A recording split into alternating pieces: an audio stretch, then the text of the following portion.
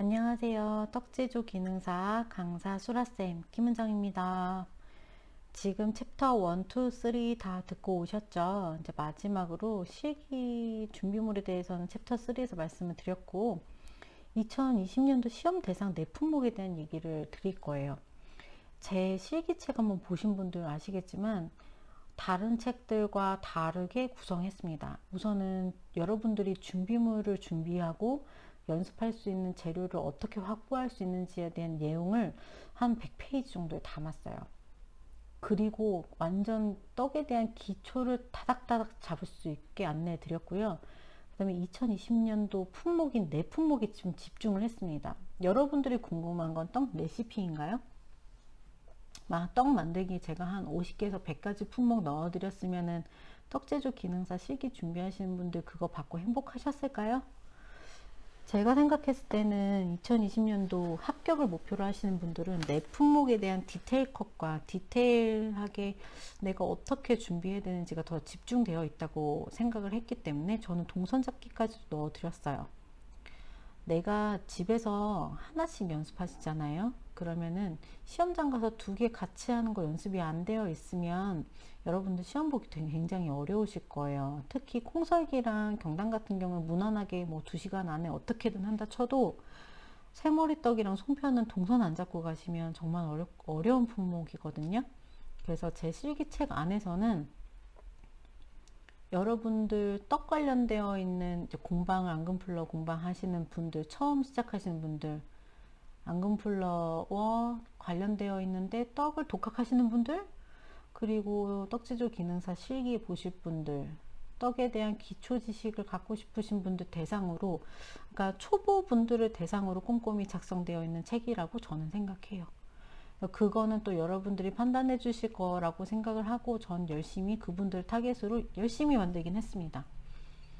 자, 그러면 우리 내 품목에 대해서 얘기를 드릴 건데 제가 어차피 이걸 만드는 영상을 곧 올릴 예정이지만 내 품목을 연습하실 때 키포인트들이 있어요. 그 키포인트들만 굉장히 짧게 잡고 넘어가겠습니다. 우선 시험장에 딱 들어갔는데 한식조리사, 양식조리사 뭐 이런 거 따신 분들은 뭐 비번호 받고 목에다 꽂고 이런 거 하나도 어색하지 않으세요? 왜? 나 한두 번 와봤거든요. 근데 처음으로 떡제조 기능사를 따려고 공단 시험장에 딱 들어가시는 분들은 조금 요게 어떤 순서로 되는지, 어떤 순서로 진행되는지 헷갈려 하시고 모르실 수 있어서 간략하게 설명을 좀 드릴게요. 대기실이 있고 조리실이 따로 있어요. 나는 조리실에 앉아있다가 그냥 바로 시작하면 일어서서 하는 건 줄 알았는데 그거 아닌가요? 하시는데 아니에요. 대기실이라고 약간 학교 책상 같은 거가 있는 대기실이 있답니다. 그럼 거기서 옷도 갈아입고 준비물도 체크하고요. 그 다음에 뭐 순서 같은 거 헷갈리시면 그거 종이로 조금 보고 계시면은 담당하시는 담당자분이 오셔가지고 번호를 뽑게 해요. 그럼 번호를 뽑고 핸드폰도 반납을 하거든요. 그러고 나서 이제 시험실에 입장하세요. 몇 번부터 몇 번까지 입장하세요. 그러면 이제 도구를 들고 이제 입장을 하시는 거예요. 그러면 내가 아까 뽑았던 번호에 맞게 조리대가 배정이 되고요. 그 번호에 맞게 내가 어떤 제품을 만드는 게 당첨이 됐는지, 콩설기랑 경단이 합격된 건지, 새머리떡이랑 송편을 만들어야 되는지, 거기서 이제 바로 아실 수 있어요. 그러면 준비해온 준비물을 이제 정리하고, 시험지가 딱 도착하면 상단에 부착할 수 있는 곳이 있거든요. 부착하고 계속 보시면서 하시면 되는 거예요. 개인 타이머나 개인 시계는 아까 위생 점수가 감점된다고 말씀드렸죠. 그리고 타이머 같은 경우에는 다른 사람들 시험 볼 때 방해가 될 수 있어요. 그리고 시험 시작과 마무리는 그 시험실 안에 있는 그 걸려있는 시계를 기준으로 하는 경우가 대부분이거든요. 그렇기 때문에 개인 타이머나 개인 시계는 가져가시는 것을 비추천합니다. 재료를 계량해요. 그런데 앞에 있는 사람이 콩석이랑 경단을 만들면 나는 송편과 새머리 찰떡을 만들어요. 그 조리대가 2명이 사용을 하거든요. 마주 보고 있어요. 마주 보는데 상대편과 내 거가 다른 시험 문제예요. 물론 옆 조리대, 뒤 조리대도 그 2분 중에 한 분은 나랑 같은 거겠죠. 그런데 실질적으로 내가 마주보고 있는 수험자, 시험을 보는 사람과는 다른 제품으로 시험을 보게 됩니다. 네, 시험을 보실 때 시간의 배분에 신경을 쓰셔야 되는 거고요. 이게 바로 동선 잡기의 포인트예요. 시간을 어떻게 배분할 건지, 이걸 할 때 이걸 하고, 이걸 할 때 이걸 하고, 이거 잘 생각하고 가셔야 돼요. 위생에 늘 신경을 쓰시고요. 시간 배분해야 되고요. 전량 제출이기 때문에 중간에 남는 것이나 떨어지는 것이 없도록 하셔야 돼요. 제출대에다가 제출을 하고요. 완성품은 제출 접시에 담아서 제출대를 이제 알려주실 거예요. 보통은 뒤쪽에다가 그걸 많이 세팅을 하시는데, 뭐 옆일 수도 있고 앞일 수도 있고, 그거는 시험장마다 결정을 해 주시니까 그거는 듣고 제출대에다가 내 번호에 맞게 올리신 다음에, 내 번호 받은 거 있죠? 그거랑 위에다가 꼽았던 시험지 같이 반납을 하시면 핸드폰을 돌려주실 거예요. 그럼 핸드폰 듣고 돌려받고 퇴실 하시는데, 아직도 시험을 보고 있는 수강생들이 있으니까 굉장히 조용히 퇴실을 해주셔야 됩니다.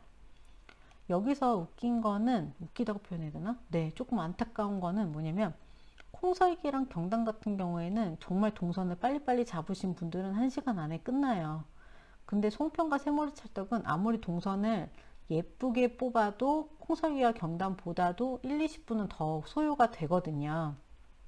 그래서 나는 송편과 새머리 찰떡을 만들고 있는데 앞에 수험자는 이미 제출 때에 콩설기와 경단을 내놓고 막 조리들을 막 청소를 막 하고 있단 말이에요. 마음이 갑자기 조급해져. 뭔가 내가 엄청 늦는 것 같아 하고 시계를 딱 보면 1시간이나 여유가 있는 경우가 많습니다. 그래서 앞에 수험자의 그 끝나는 시간에 너무 예민하지 않으신 게 좋고, 내 스타일대로 내가 연습한 대로 시계를 보면서 시간 배분하시면서 시험 보시는 게 굉장히 중요합니다. 콩설기와 경단 소요시간 1시간, 1시간 20분. 네, 물주기 깨짐 주의해야 되고요. 동글리기 잘해서 전량 제출하는 거 중요합니다. 송편과 새머리 찰떡은 1시간 30분에서 1시간 45분까지 소요되는 경우도 있어요. 송편 천천히 만드시는 분들. 그럴 경우에 이제 송편과 새머리 찰떡 가루 헷갈리시면 안 되고요. 반죽하고 모양 및 크기 잡는 거 송편에서 굉장히 중요해요. 새머리 찰떡 물주기 중요하고요. 부재료 전처리도 중요하고요. 이 네 가지가 왜 당첨이 돼서 이 떡제조 기능사의 처음으로 나오는 시기 품목이 됐을까라고 저도 생각을 해봤는데요. 결과적으로는 맵쌀가루를 다룰 수 있는지 찹쌀가루를 다룰 수 있는지를 평가하는 게 베이스고요.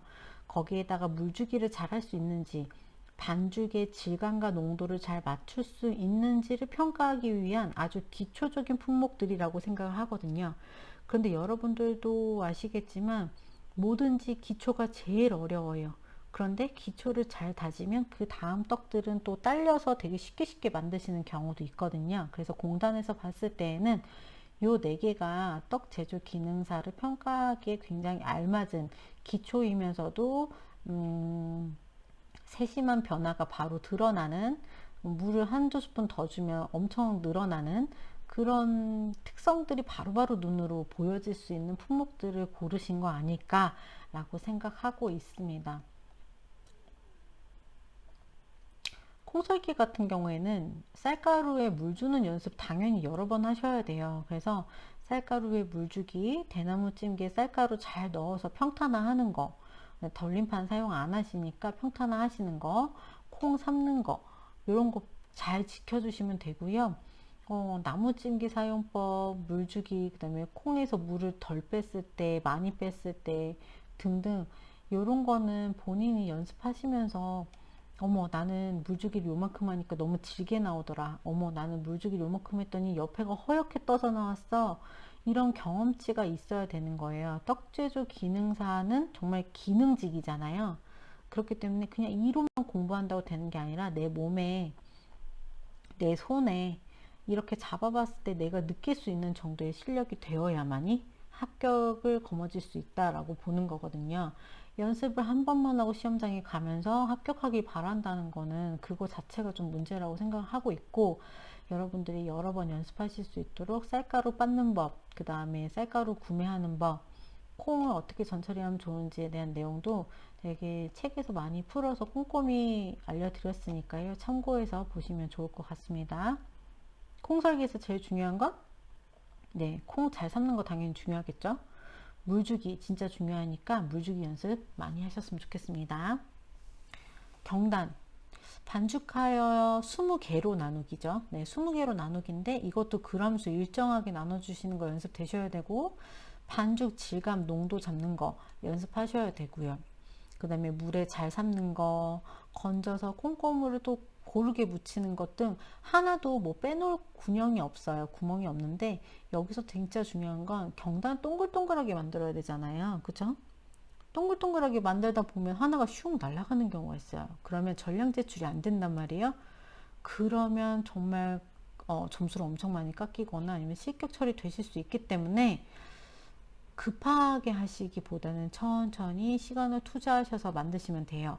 왜냐면 경단이랑 합쳐져 있는 게 지금 콩설기잖아요. 콩설기랑 경단은 아까 1시간 정도면 충분히 완성이 된다고 말씀드렸어요. 그러면 경단을 동글동글 돌릴 때 시간을 내가 10분, 15분 더 쓴다고 한들 2시간을 꽉 채우진 않으실 거란 말이에요. 그래서 동글동글 돌릴 때 이 경단이 떨어지지 않도록 제발 네, 그 부분 생각해서 조심해 주시면 좋을 것 같습니다.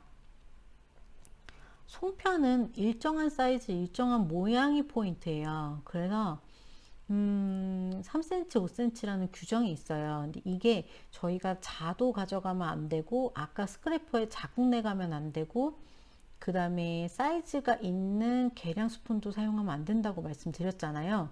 그러면 우리가 믿을 건 뭐냐면 연습하면서 다져진 내 손에 올렸을 때 송편 사이즈를 본인이 측정을 해서 가져가시는 게 굉장히 바람직합니다. 그래서 계속 3 곱하기 5, 3 곱하기 5 계속 연습하다 보면은 근데 나중에는 요 정도 크기면 내가 너무 길쭉하게 만들었나? 내가 너무 높게 만들었나? 이게 나와요. 그래서 계속 연습하면서 그 3 곱하기 5 사이즈를 내 손가락이랑 손바닥에다가 대보면서 사이즈를 익혀 가시는 게 굉장히 중요합니다. 그 부분이 송편의 포인트입니다. 넘어갈게요. 새머리 찰떡 같은 하시는 경우가 많아요. 들어가는 부재료가 비슷하기 때문인데 쇠머리 찰떡이라 함은 단면, 그러니까 떡을 딱 잘랐을 때 쇠머리 편육이랑 비슷한 모양이어서 쇠머리 찰떡이에요. 그렇다 보니까 이 부재료를 맨 위에다가 다닥다닥 덕지덕지 붙일 경우에는 떡 안에가 쇠머리 모양이 나오질 않겠죠. 그래서 당연히 부재료는 전체적으로 섞어주는 게 맞습니다. 그리고 이거를 치대는 떡이라고 헷갈려 하시는 분들이 있는데 무슨 얘기인지 아시겠죠? 인절미처럼 막 쳐가지고 모양을 잡는 거라 생각하시는데 그게 아니에요. 얘는 15 곱하기 15 사이즈로 접어주는 떡이에요. 떡을 접는 거예요. 그렇기 때문에 여러분들이 너무 많이 치대지 않도록 조심해 주시고 그 다음에 설 익어서 하얗게 보이는 거 없도록 해주시고 그 다음에 부재료 하나씩 전처리하는 거 확인을 해주시면 될 것 같습니다. 가장 중요한 것은 동선 잡기고요. 국가시험 신분증 인정 범위가 있어요. 보시면 그냥 주민등록증, 여권만이 아니어도 운전면허증, 외국인 등록증, 공무원증, 학생증 같이 신분증으로 인정하고 있는 국가시험 신분증 반드시 들고 가셔야 됩니다. 신분증이 없으면 시험에 보실 수가 없어요. 그리고 어디 동사무소 뛰어가서도 가지고 오실 수가 없는 게 사진을 확인하기 위함이기 때문에 사진이 있는 거가 보통 신분증 인정 범위거든요. 그래서 꼭 신분증 잘 챙겨 가시면 좋을 것 같고 가장 중요한 건 동선 잡기니까 여러분들이 연습을 하시면서 동선을 꼭 잡아 가시기를 바랍니다. 떡지조 기능사 관련해서 이제 궁금한 사항은 유튜브 수라TV 지금 영상 올라가는 거 밑에 댓글로 남겨주시면 제가 알고 있는 선에서 대부분 답을 드릴 건데요. 그거 말고도 이미 제 책을 구매하셔서 네이버 카페에 가입이 되어 있으신 분들이라면 그곳에 질문을 해주시면 많은 분들이 또 동시에 보실 수 있으시니까 거기 네이버 카페에 남겨주시면 또 제가 답변을 드리도록 하겠습니다. 총 4챕터로 해서 지금 쭉 설명을 드렸는데요. 얼추 궁금하신 점은 해결이 되셨을 거라고 생각해요. 그래서 더 궁금하신 점은 언제든지 추가 문의 주시길 바랍니다. 여러분들이 시험을 꼭 합격하시길 바라는 마음으로 제작된 거고요. 이제 필기시험 보는 그 기간쯤에 제가 실기 영상도 올릴 거니까 필기 합격하신 분들 또 실기 연습하실 수 있도록 도와드리는 영상 많이 올릴 예정이니까요. 애정해 주시고 구독해 주시면 감사하겠습니다. 감사합니다. 좋은 하루 되세요.